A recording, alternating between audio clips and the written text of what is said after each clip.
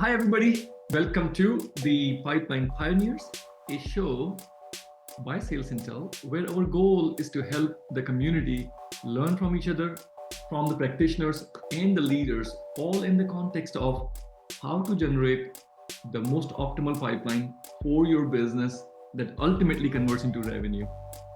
We at SalesIntel believe that pipeline is the heartblood of any organization, and building pipeline is a team sport. You can't just give it to the sales or the marketing or the BDR teams to go generate a pipeline. It truly takes a village to come together to build a pipeline that ultimately converts into revenue. Today, I'm excited to have LeeRon from Regie.ai with me. LeeRon, welcome to the show.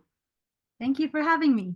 Yeah, so LeeRon, please let us kick this thing off by sharing about you, about Regie.ai with the community, and how in your role do you help the business generate or influence the pipeline? Yeah, thank you. So at Regie.ai, I have the honor and privilege of leading our customer success organization. Regie is a Gen AI platform for go-to-market teams. We build AI agents-based automation to help execute top-of-funnel prospecting, making it easier for businesses and buyers to do business together. My team and I today are responsible for onboarding, successing, renewing customers, as well as identifying expansion opportunities. We work really close with our partners across all departments. I love how you said pipeline is a mission for everyone. Every employee in the company is responsible for pipeline. So we work with all our partners to make sure that we do that, as well as developing and maintaining and updating ICPs, identification, customer advocacy, product needs, market trends, etc. And I myself like to tell folks that I am a startup junkie. I'm on my fourth, and for the past 17 years, I've been building sales and customer success organizations in early stage startup. I love everything that has to do with pipeline and building it. The challenges, the pain, the wins, the successes, all of it together makes it probably the best job out there. No, that's great. I couldn't agree more with you. You know, my fourth company, I've been in the startup world for last 20 some years. So, last year was hard. We saw that world where macroeconomic conditions were not ideal. Companies didn't have pipeline, and the pipeline that was there, they just could not convert into revenue, right?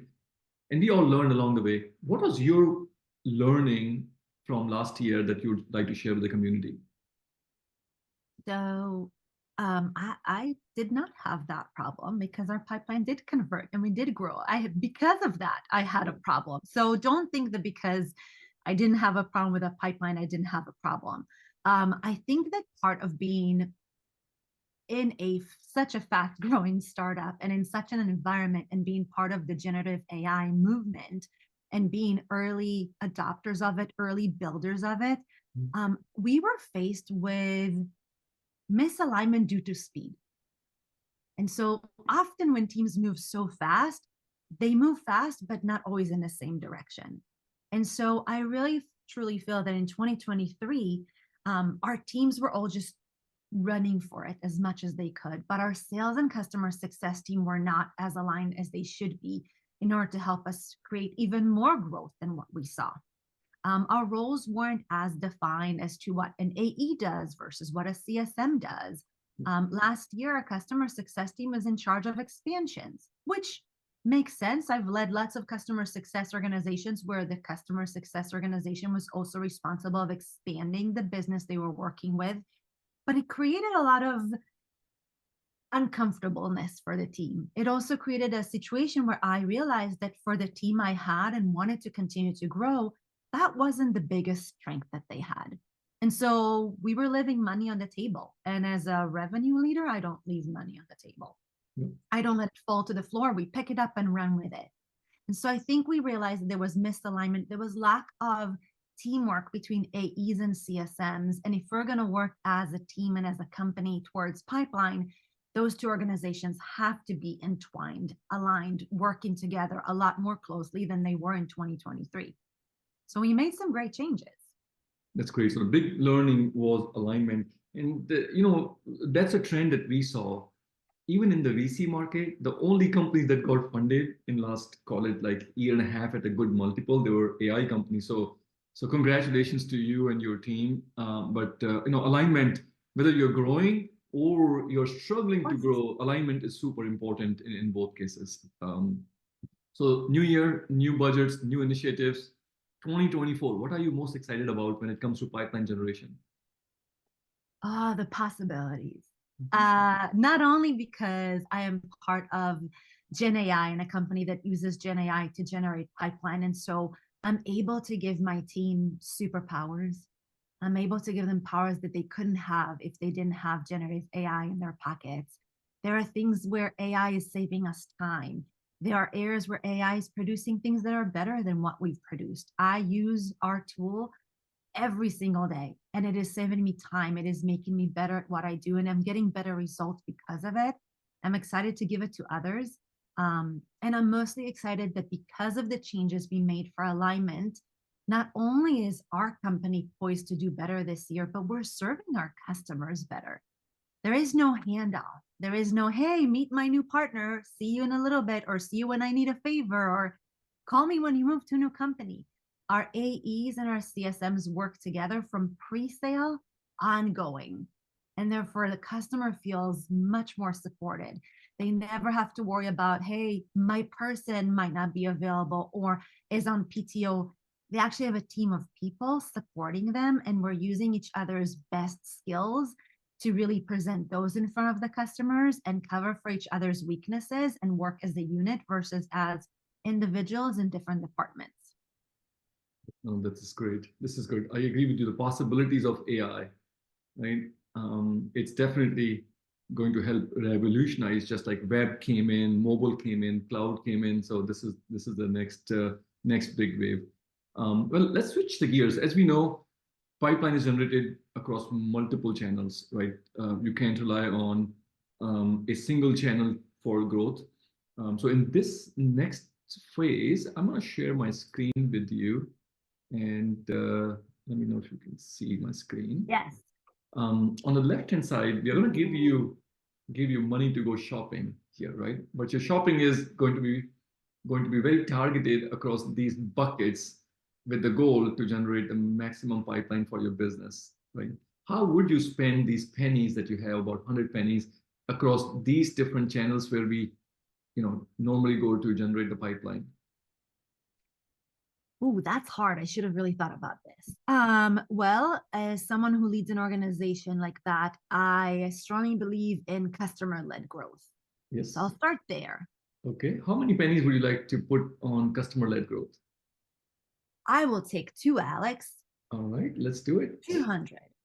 Ooh, that leaves me with not a lot. Okay. I will put 2 on sales-led growth. Are these all my pennies? When I run out, I run out. Yes, limited pennies, right? We all have limited budgets. Okay. I will put 2 on marketing. Those are my go-to-market partners. Okay, now I have to think. 1 on partnerships. 1 on brand.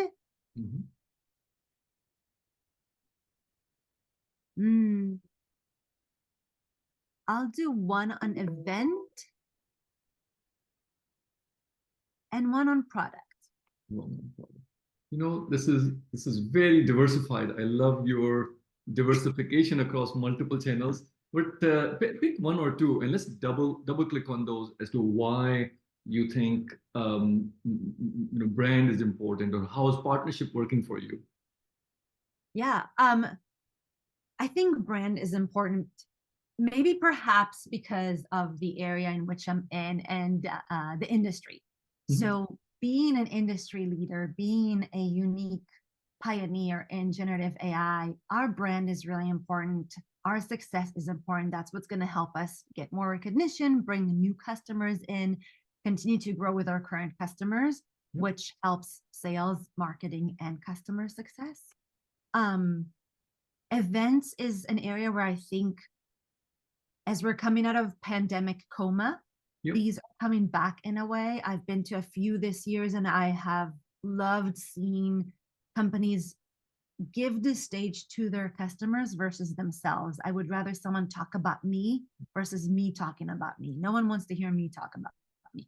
But having a customer talk about why they partner with you is so impactful. We not only buy from people, but we buy from people like us. So I look for them to share that information.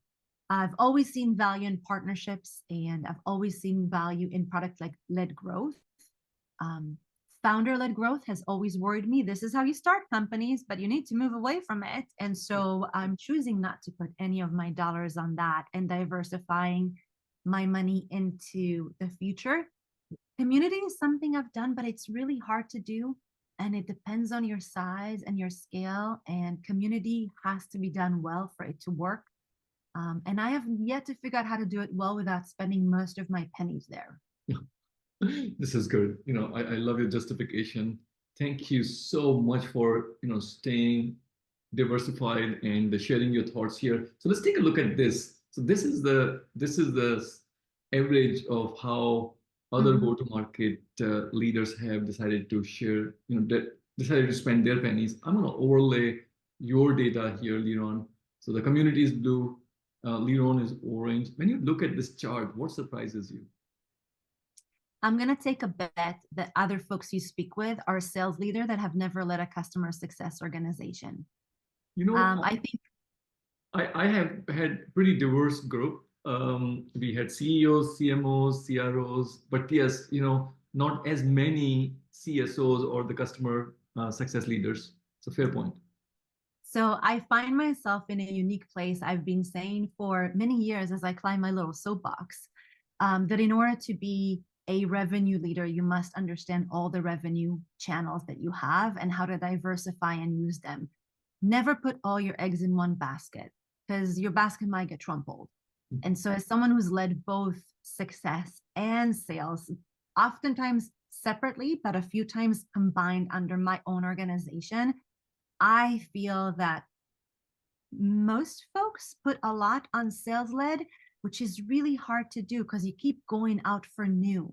Or in some cases, if you have access to expansion, maybe you're double dipping into that, but not enough folks are dipping back into their current customer base, which is really where you can grow your, not just GRR, but your NRR. The longer customers stay with you, the longer they invest in new things you have, new products, new feature, new avenues you're going through. That's the more scalable and sustainable you are. And I would like to have folks remember that a customer led is stronger than a newer led. Couldn't agree more. Couldn't agree more. It's much easier to go and earn your customer's business who you have already proven your value to than the new customer. And then using the customers you have today to resell for you. Yeah. So I have many of our partners today who tell me, hey, I was just at an event, meet so-and-so, and then that deal just closes and Salesforce will say, how did this come? Customer led. Not AE hustle or founder led or any event we did. Seeing those warm my hearts because that means our customers are talking about us in rooms where we're not. And that means we're doing something right. That's right. That's right. Jenny, thank you so much, LeeRon, for joining the show and sharing the insights. I'm sure the community is going to get a lot of value from this. So thank you. Thanks for having me.